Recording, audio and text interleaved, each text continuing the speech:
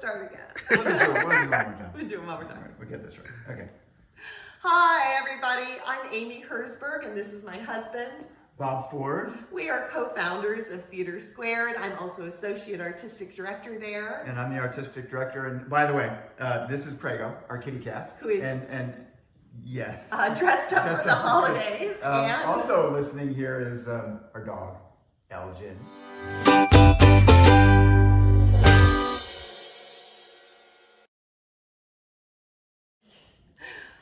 we are going to be reading for you today Disney's The Muppet Christmas Carol.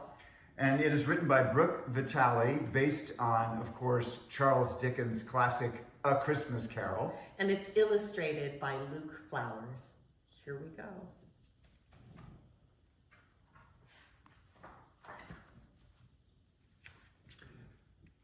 Hello, welcome to the Muppet Christmas Carol. My name is Charles Dickens. And you're not Charles Dickens. I am too. I know the story of Christmas Carol like the back of my hand.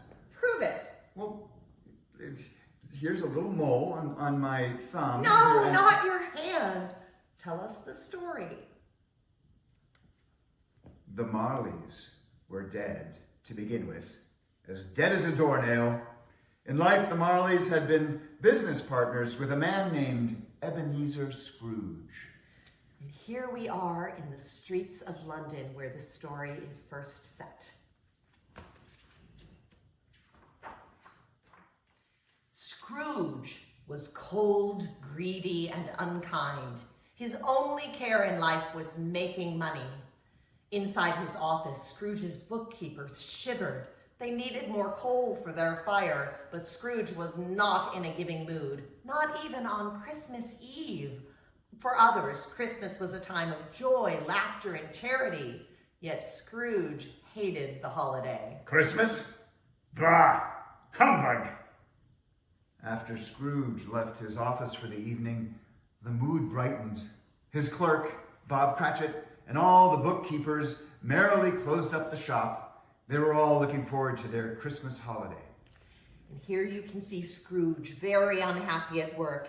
And here is Bob Cratchit, played by Kermit the Frog, sweeping up at the end of the day at the shop. Outside, the streets were filled with the joy of the season. The Penguins were hosting their annual figure skating party. Bob had to give it a try. After a turn on the ice, Bob bid goodnight to the Penguins. Looking up at the moon, he smiled. It was time to go home to his family. Here is Bob Cratchit with the Penguins skating on the ice and Bob looking up at the moon. Ebenezer, elsewhere in the city, approached his own home, which had once belonged to his partners, Jacob and Robert Marley. Now, once again, I must ask you to remember that the Marleys were dead. That one thing you must remember, or nothing that follows will seem wondrous. As Ebenezer Scrooge bent to open his door, a cold wind began to blow. Suddenly, the door knocker transformed into the face of Jacob Marley. Scrooge cried out in shock, but when he looked again, the knocker had returned to normal. Shaken, Scrooge went inside. He dressed for bed and settled down next to the fire, certain he had simply imagined the face of his departed partner.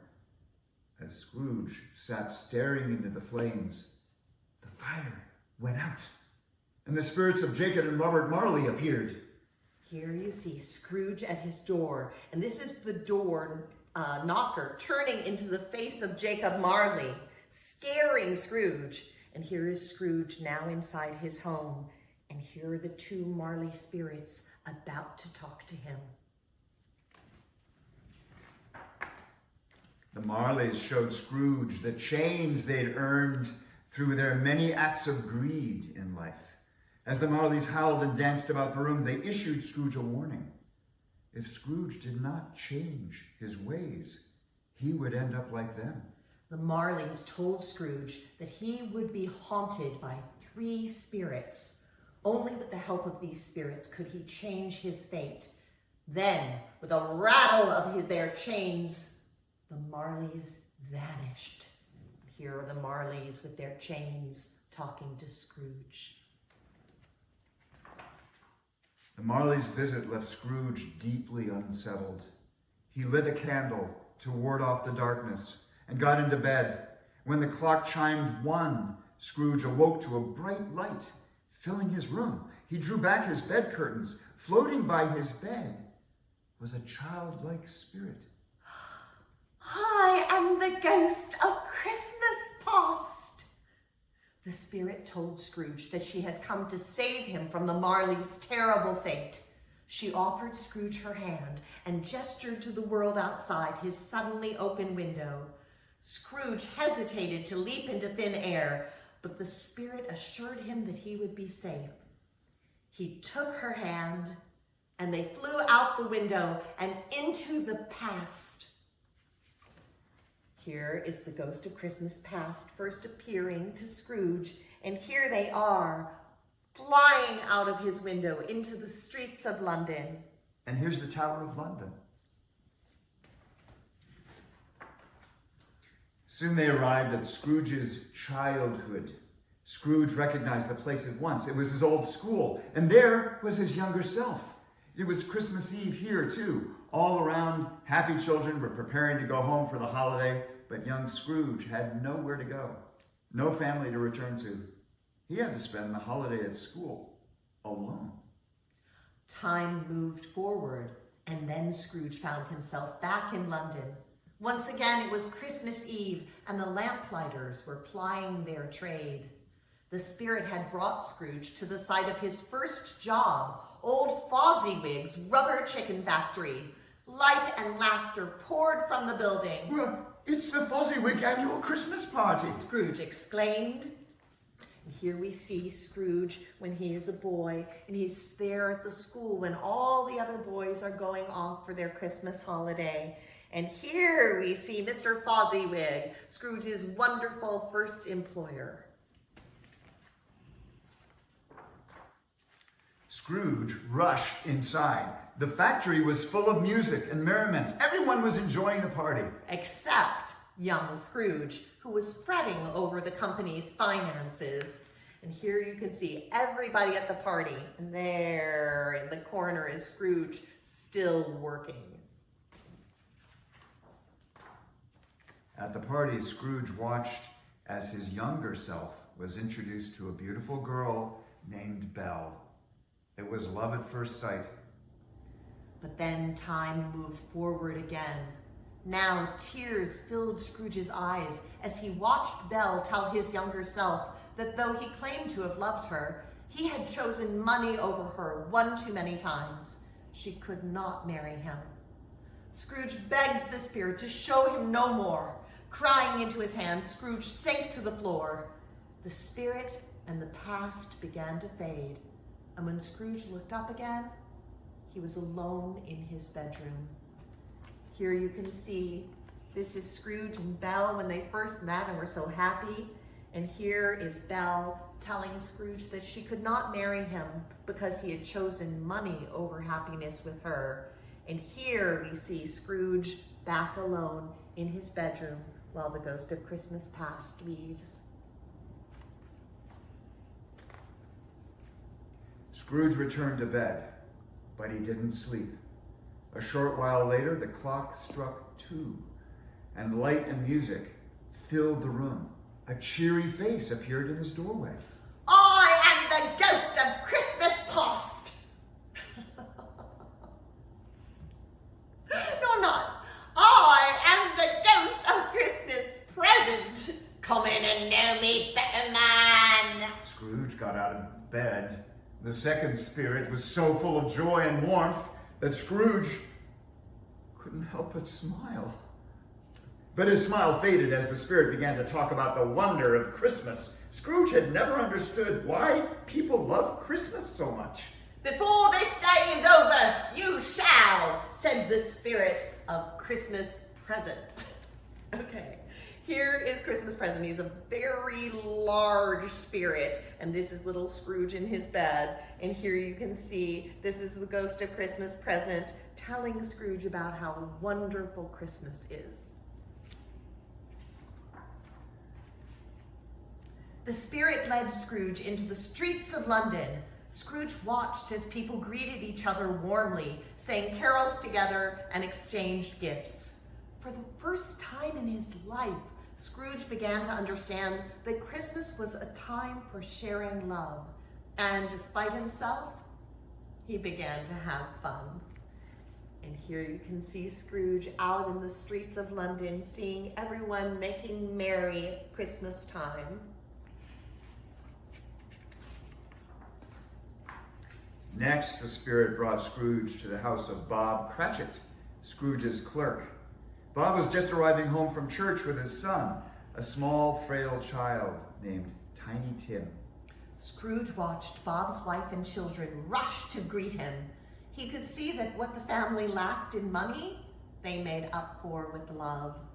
As the Cratchits sat down to dinner, Bob offered a toast to Scrooge, but Mrs. Cratchit huffed. I suppose on the blessed day of Christmas, one must drink to the health of Mr. Scrooge, even though he is stingy, wicked, unfeeling, and badly dressed. Tiny Tim raised his glass. God bless us, everyone.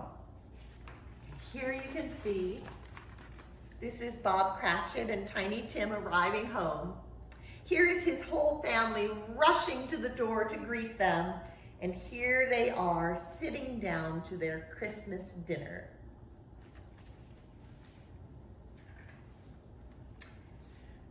Shame filled Scrooge at the thought of how poorly he had treated Bob. The family had so little, and Tiny Tim was clearly very sick. Spirit, tell me if Tiny Tim will get better. But the spirit could not see the future.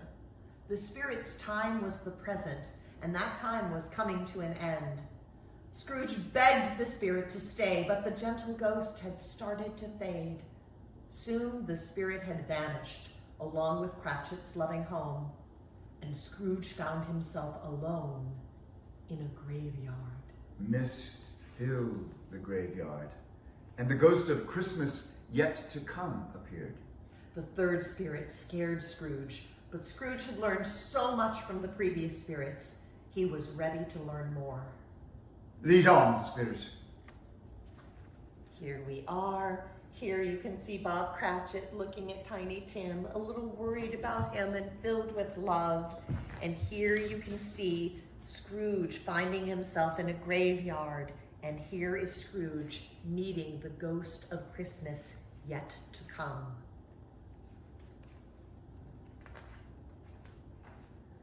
In the future, Scrooge listened to several street folk merrily discussing a funeral.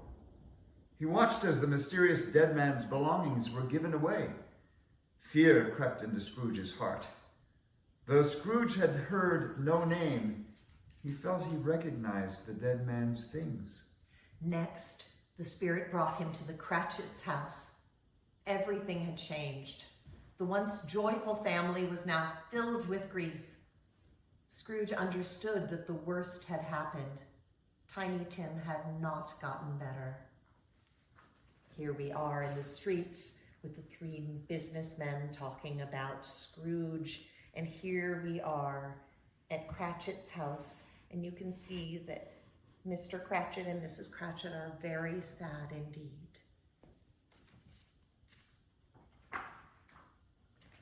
Back in the graveyard, Scrooge fearfully asked the spirit whose death had caused the street folk such merriment.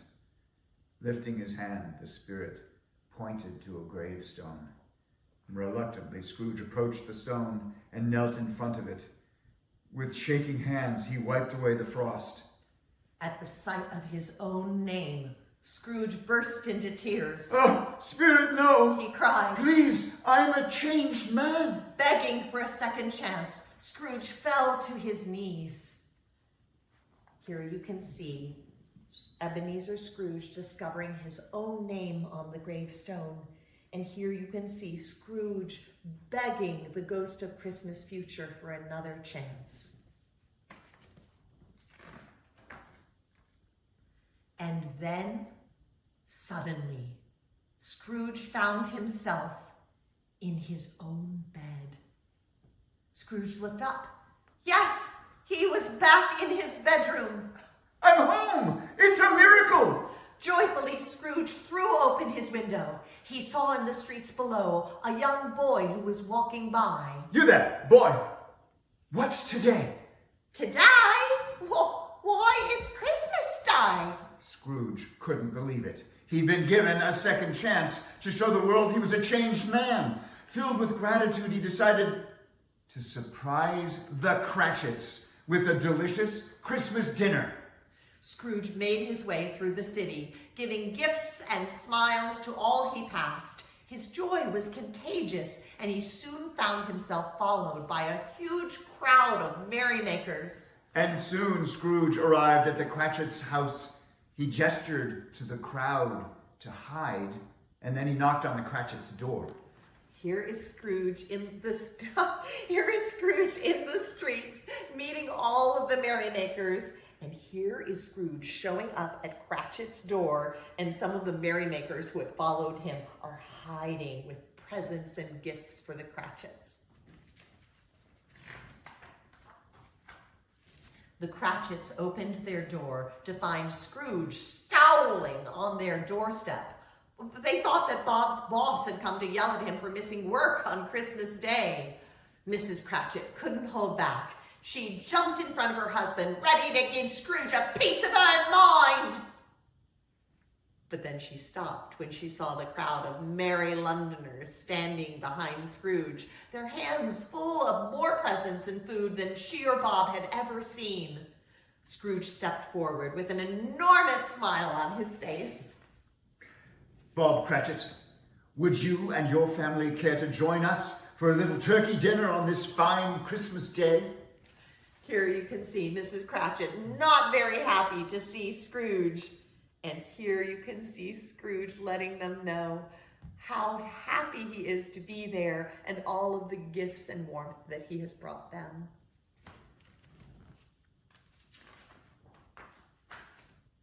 From that day on, Scrooge became as good a friend, as good a boss, and as good a man as London ever had.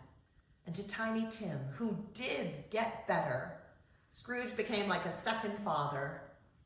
And it was always said of Scrooge that he knew how to keep Christmas well. And so, as Tiny Tim observed, God bless us, everyone. Here you can see Scrooge joining the Cratchit family for their Christmas dinner. The end. Thank you so much for joining us for this story. We hope you have the happiest of holidays this season. And Happy New Year. Bye. Bye.